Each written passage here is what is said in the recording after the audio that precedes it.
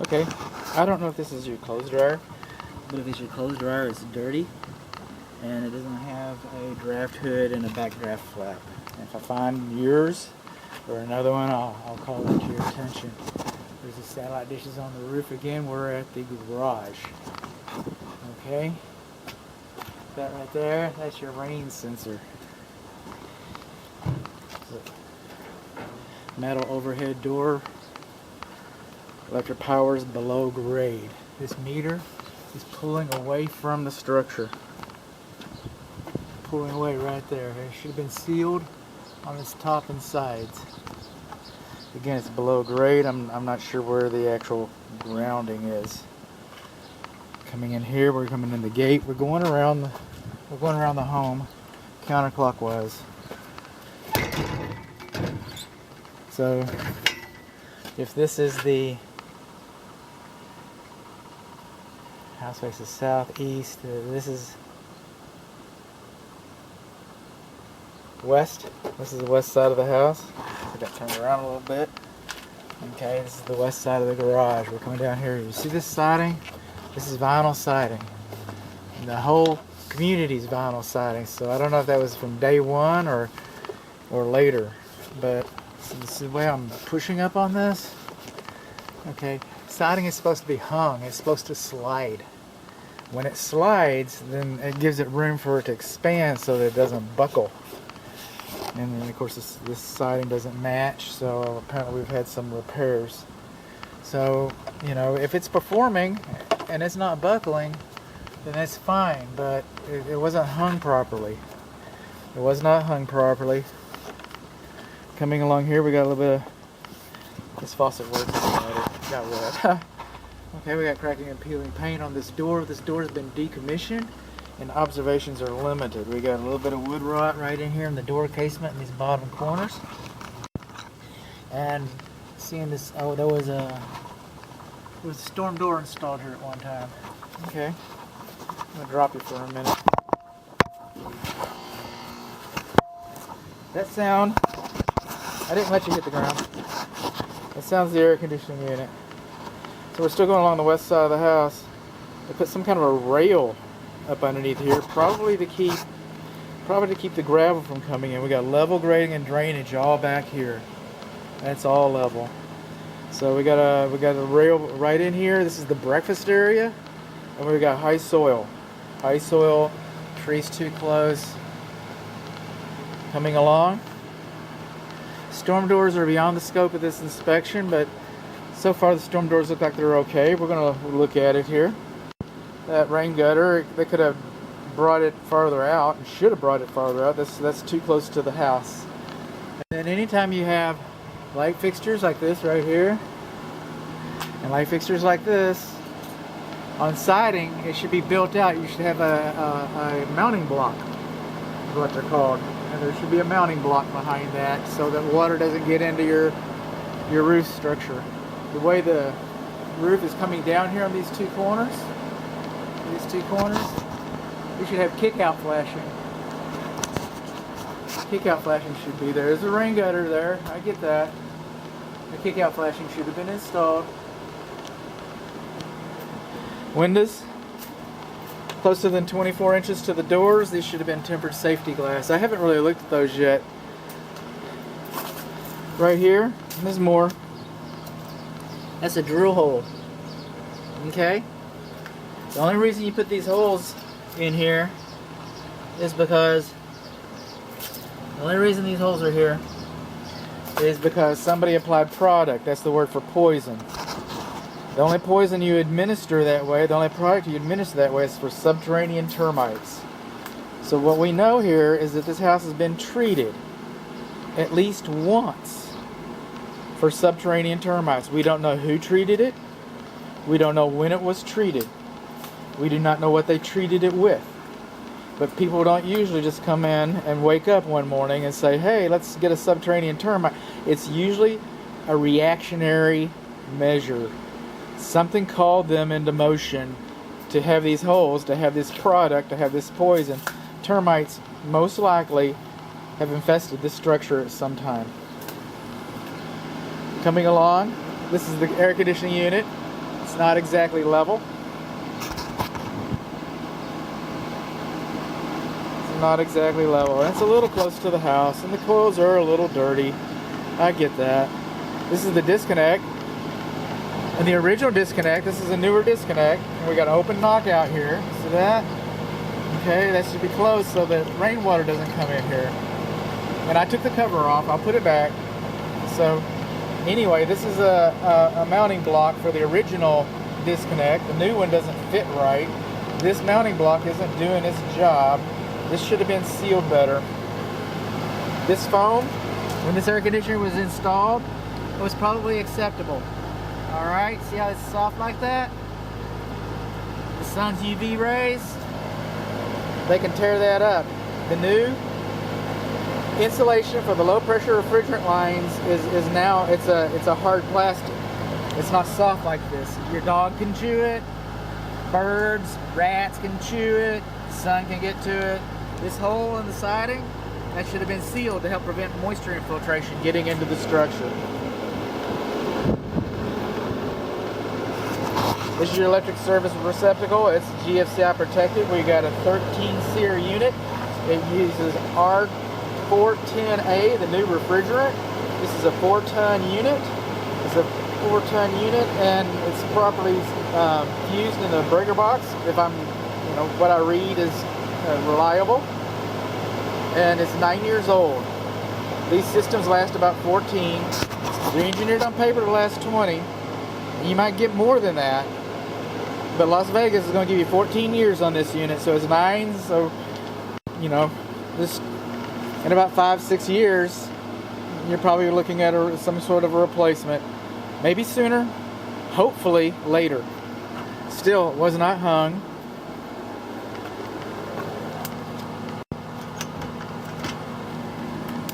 Coming out here, and this is the way you want to get out to see the world. Okay, if that's the case, we gotta, don't trip on that. That's rusty. That'll cut your foot. Stitches, tetanus shot. But this step isn't very good. It's higher than 7 3/4 inches. And this retaining wall, railroad ties, they last about 14 years. About 14 years is what they last. So we got this retaining wall here, and it's about to give up. It might be the community. It might be the communities, but it's not going to look any better than this. It's not a brand new fresh one, so sooner or later, pay me now or pay me later, but this retaining wall is not going to last too many more years. It'll get you through Christmas, I bet. I don't know. It'll get you through Christmas for sure, but it's not going to look as good next spring and the spring after that. Lawn sprinkler heads, they should not be closer to a structure than 12 inches. So these lawn sprinkler heads, they're too close to the house.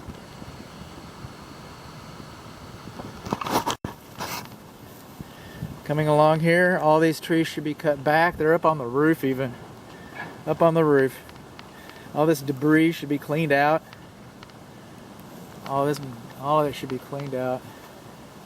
Come around here a little bit.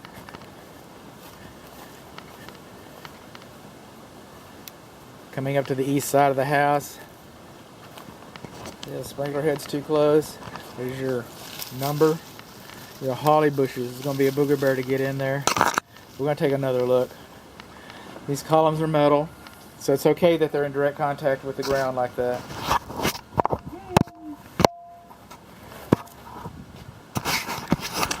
This is a Ring doorbell, and it works. I used it, but I don't know if they stay. Again, you should have a mounting block for the electric over there. The front door gasket is torn a little bit right there. That threshold gasket. And then when you have wood mulch like this, wood mulch underneath the drip line, you don't have much drip line over here, do you?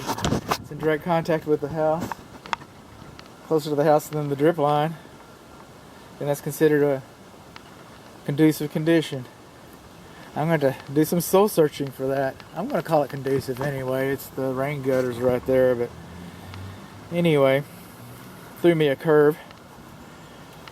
Okay, we got some boogered up siding here.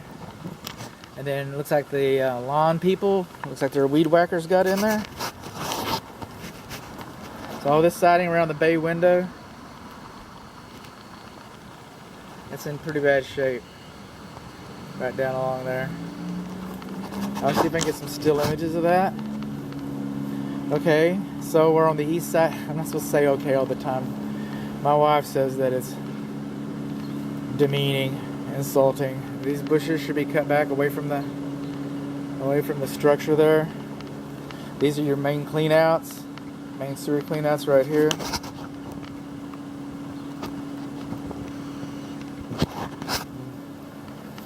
This is the main shutoff valve for the house. And maybe for the lawn sprinkler system, but I'm not seeing a... No, it's for the house. I'm not seeing a check valve. And by the way, that should be excavated so that you can get your hands down and around it, about 3 inches. The floor of this thing should be lined with gravel so that dirt doesn't come in here and pile up like it has. But if you have an emergency,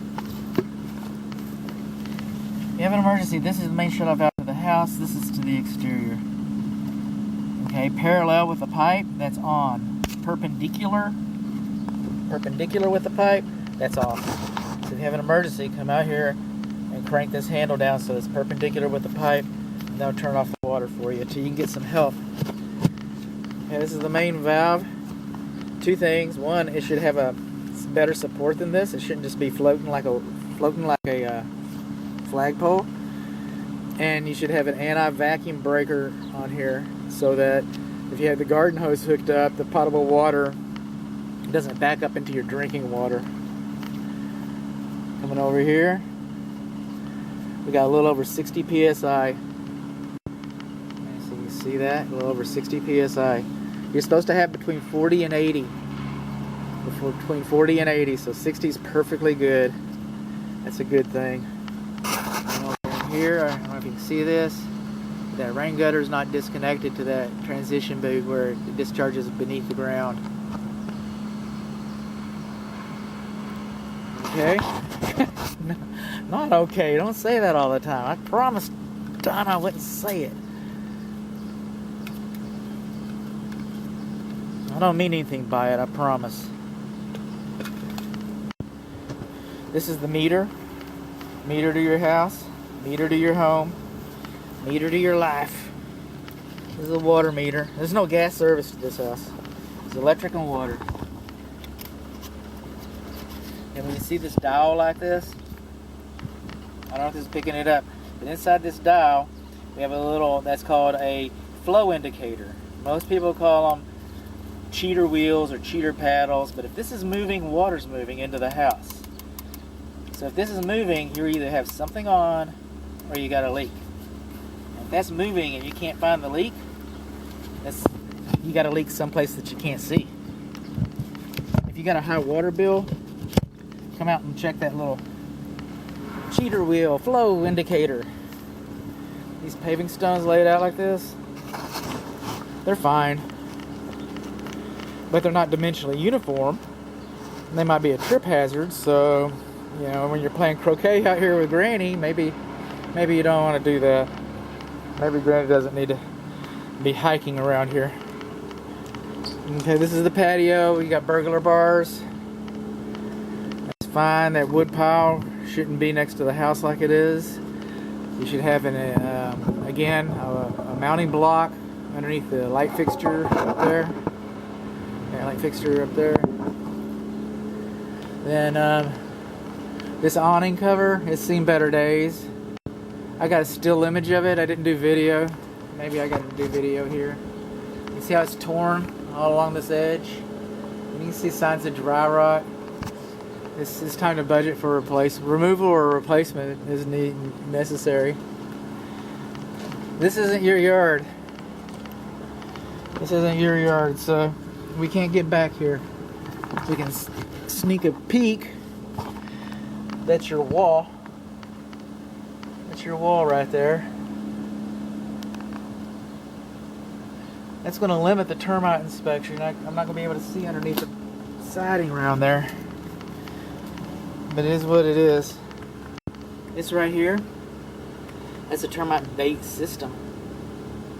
It's It's a bait system. So they've treated this house twice for termites. I saw another one somewhere else. I can remember. I can seem to recall seeing another one. The thing about bait systems, the drill holes, they're forever holes. The product says that when you have when you apply poison, it's considered a permanent application until you can see live animals. If you can't see live animals, the only other time to retreat is you have a reinfestation, or you've changed the conditions around the house, like install a hot tub out here or install a deck or something like that. But these things work off of pheromones. So when the animal, the termite, comes in and has dinner, he takes the poison back to the queen, and that kills the nest.